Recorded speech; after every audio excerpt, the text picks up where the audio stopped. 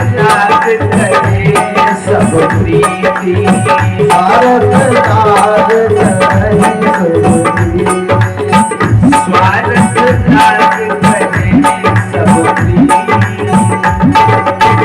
बिना स्वार्थ के कोई किसी से प्रेम नहीं करता। मैया बोली बात संसार की जो भी हो, पर नारद तुमने हमारा नाम, हम देवताओं का, भगवान का नाम क्यों ले लिया? बताओ हमारा क्या स्वार्थ है प्रभु के प्रेम से?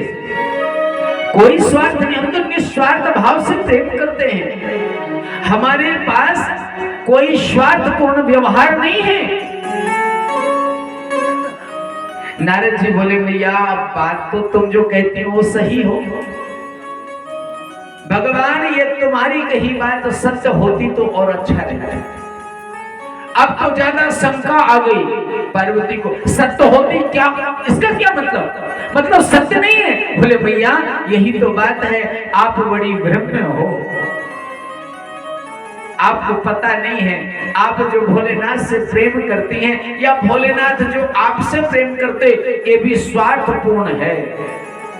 स्वार्थ है, क्या स्वार्थ है बताओ नारद।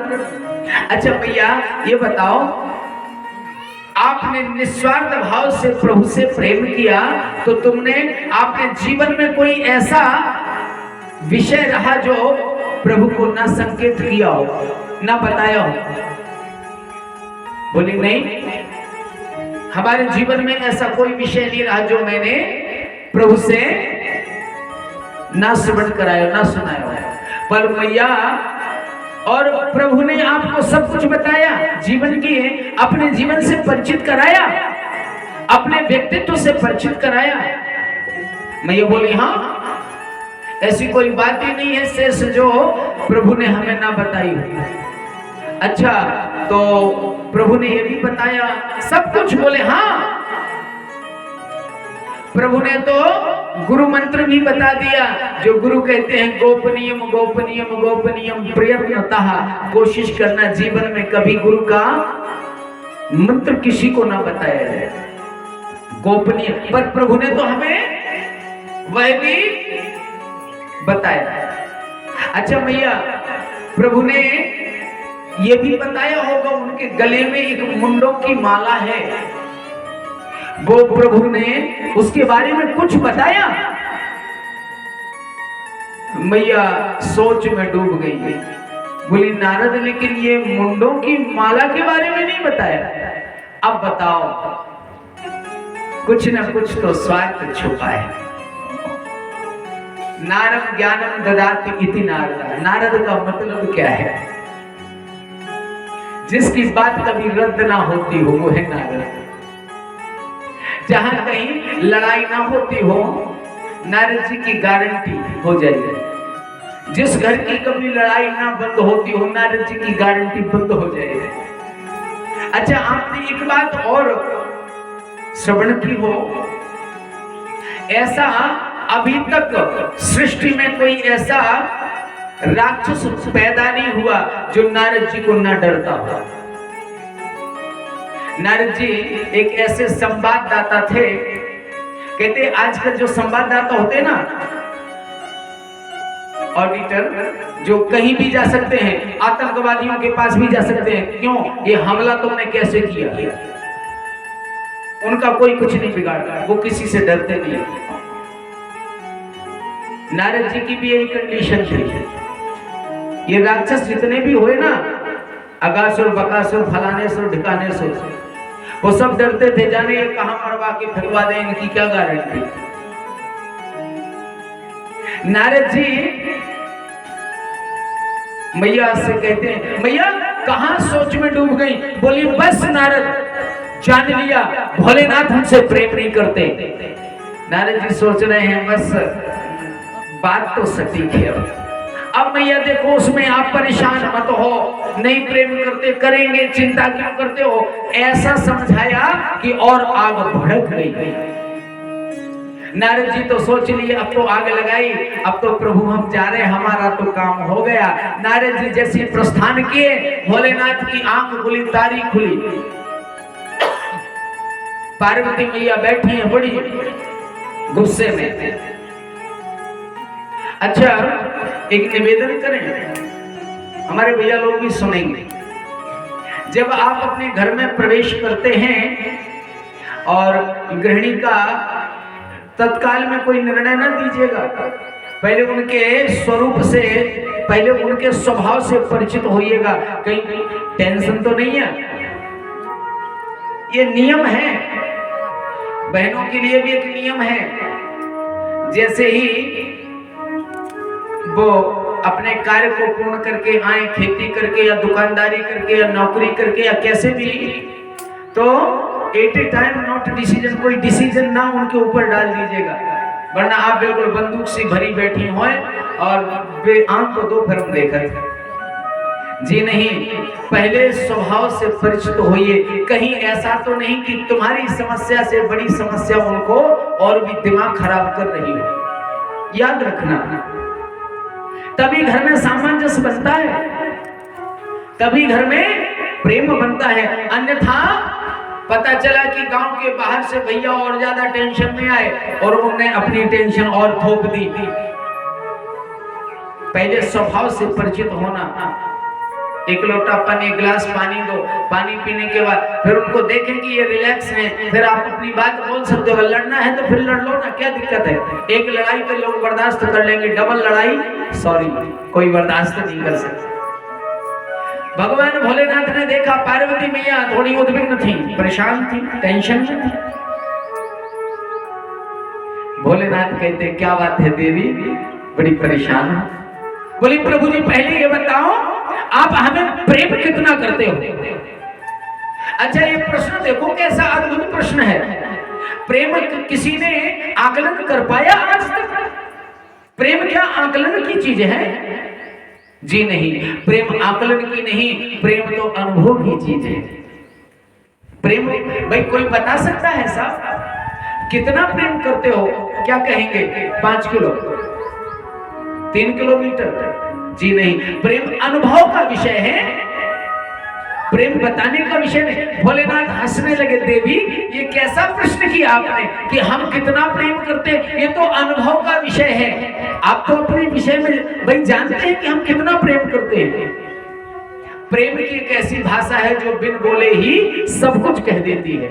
प्रेम की एक ऐसी भाषा है, संसार की सारे भाषाओं का शब्द है, सारे भाषाओं का ओलम गिनती है, पर प्रेम की भाषा का कोई ओलम गिनती नहीं है। बिना मात्राओं की भाषा है ये, संकेत में लोग समझ लेते हैं, यही तो प्रेम है।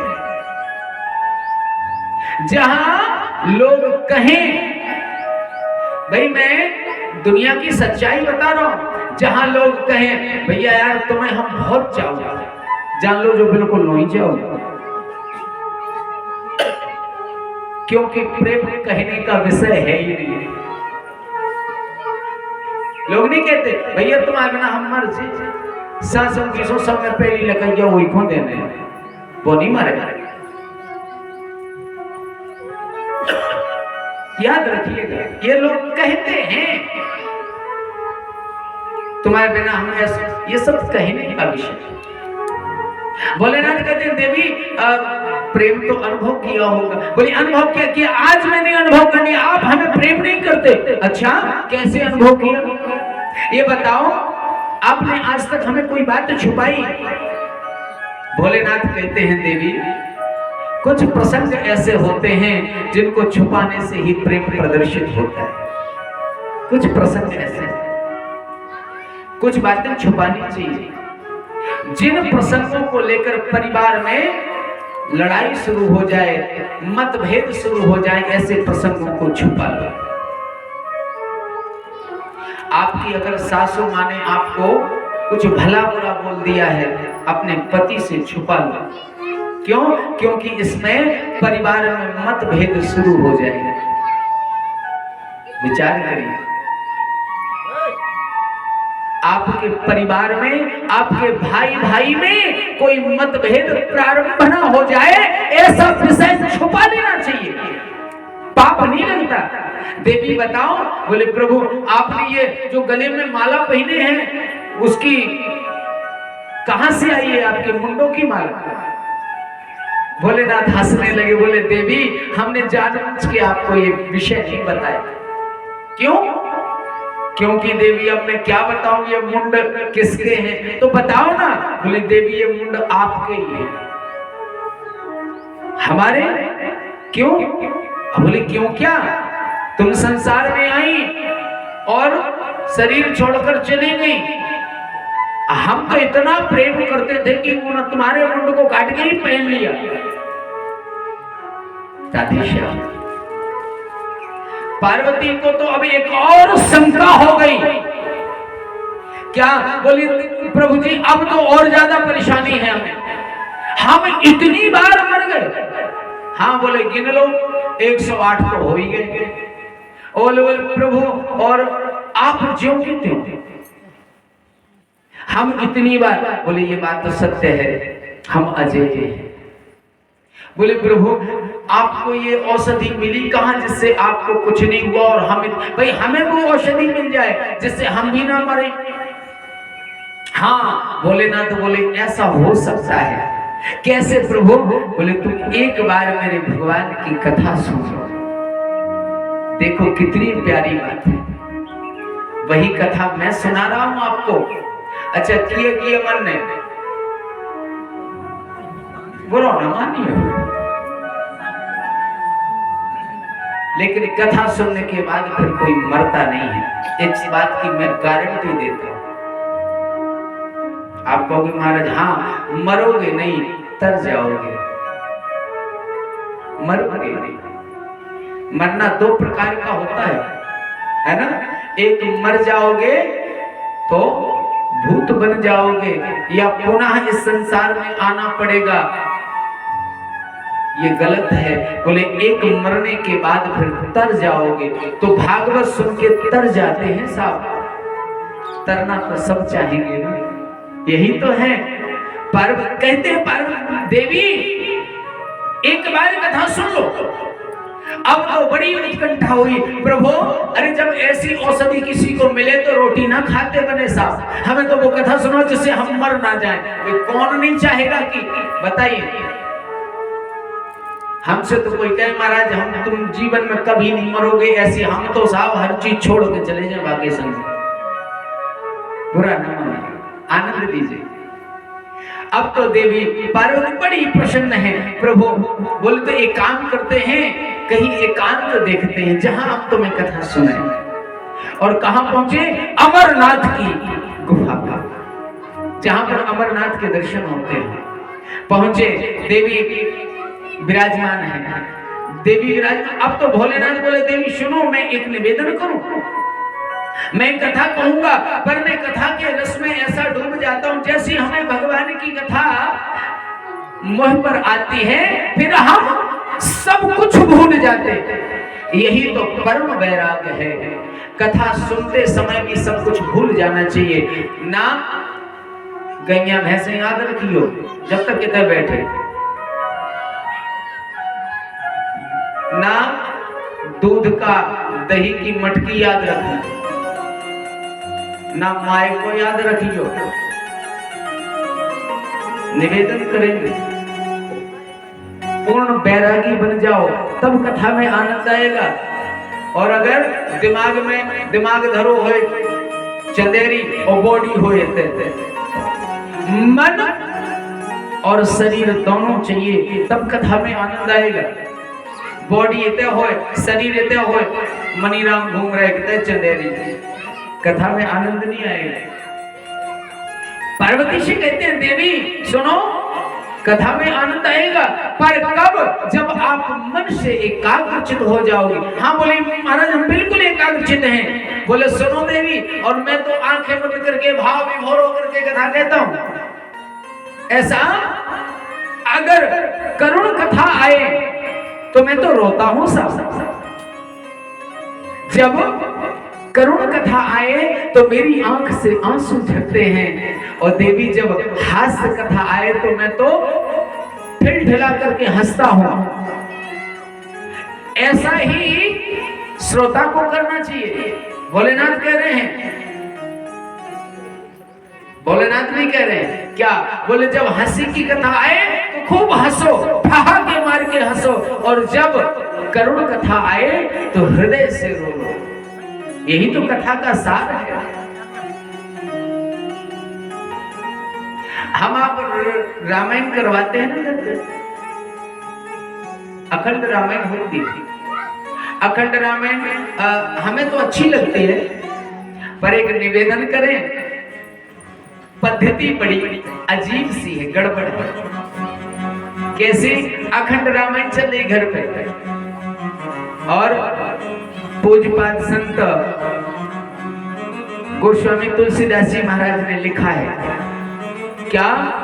राजा दशरथ जी प्राण त्याग रहे हैं, ढोल वाले लगे हैं बजाने, और नई नई धुनों पे हमारे ऑर्गन वाले भी लगे हैं, लोग लगे हैं तालियां बजावे। दशरथ जी सेंगे मर रहे, ये तालियां बजा रहे। जैसी कथा का प्रसंग हो वैसा हृदय में परिवर्तन हो, ये है कथा का सार। भोलेनाथ कहते हैं मैं कथा कहूंगा, पर देवी आनंदित होकर सुनना, और जिस तरीके से मैं कथा कहता वैसी तरीके वाला हमें सुनने वाला चाहिए। ऐसा ना हो कि सुनने वाला डिस्टर्ब हो और कहने वाला अच्छा हो, या कहने वाला गड़बड़ हो, सुनने वाला अच्छा हो। दोनों को समरूप समान परिस्थितियां। बोले हाँ प्रभु, और कथा प्रारंभ हो गई। कथा प्रारंभ हुई, कहते कहते कथा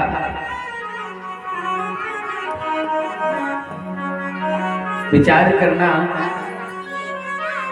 यहां कहते कहते कथा चौथे दिन में प्रवेश करी, और मैया को तो नींद आ गई, सो गई,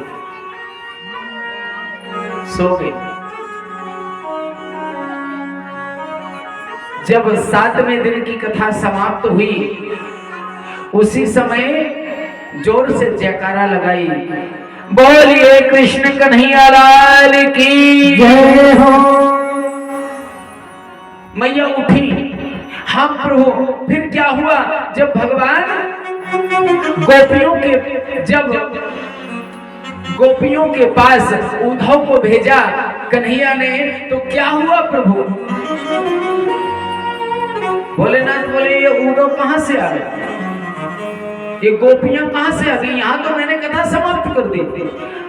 बोले महाराज कथा समाप्त हो गई, क्यों, कहां गई थी तुम? बोले हम तो यही थे, पर प्रभु मैंने तो कथा सुनी नहीं। क्यों? बोले मुझे नींद आ गई थी, निद्रा देवी ने सताया। बोले लेकिन ये कथा सुनी किसने?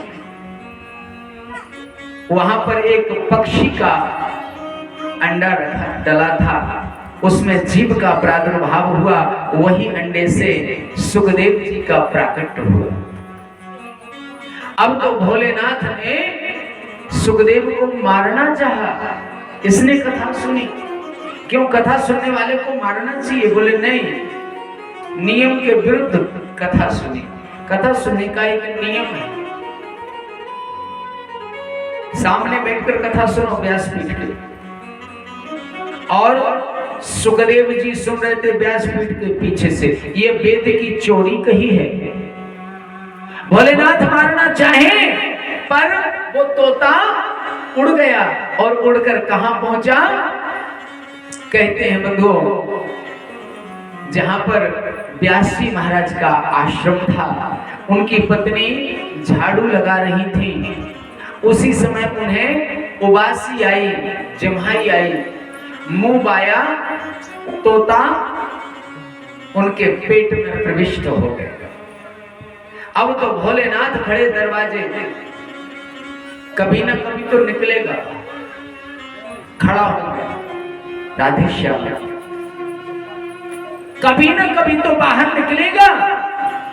निवेदन करूंगा, हमारे भोलेनाथ का आज नया नाम पड़ गया, पहले हमारे भोलेनाथ का नाम क्या था? पिनाकपाणी भगवान शिव, मृत्युंजय, अनेक नाम थे। आज नया नाम पड़ गया भोलेनाथ। कहते हैं बंधुओं, 12 वर्ष मां के गर्भ में रहे, मां के गर्भ को ही मंदिर बना लिया।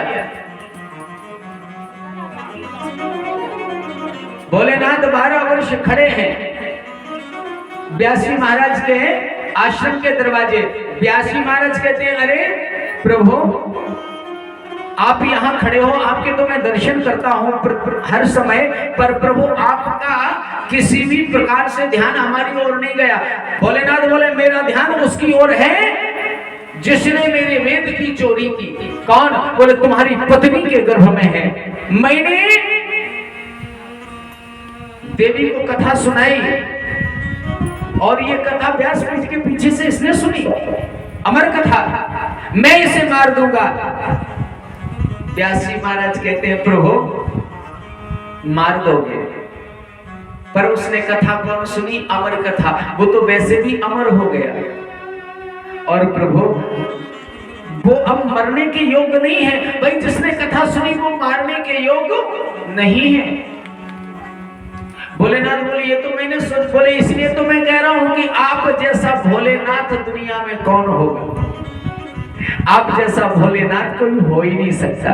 बंधुओं, भोलेनाथ ने उसी समय श्री सुखदेव जी महाराज से कहा, सुखदेव आओ, स्वागत है आप सभी का।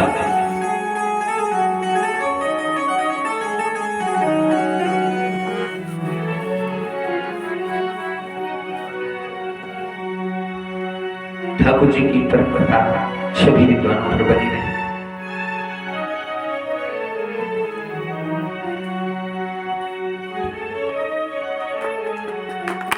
श्री राम।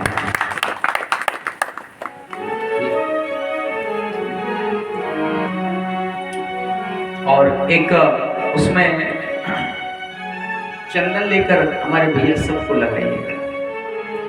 एक किसी बहन को देना, बहन की चंदन लगाएंगे, सबको आनंद आएगा।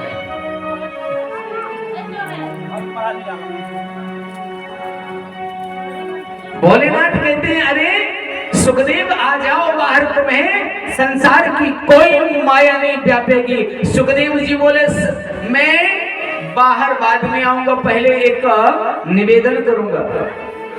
भोलेनाथ बोले, बताओ। सादर प्रणाम, व्यासपीठ से हार्दिक क्षमा। संतों की बड़ी कृपा। कहते हैं,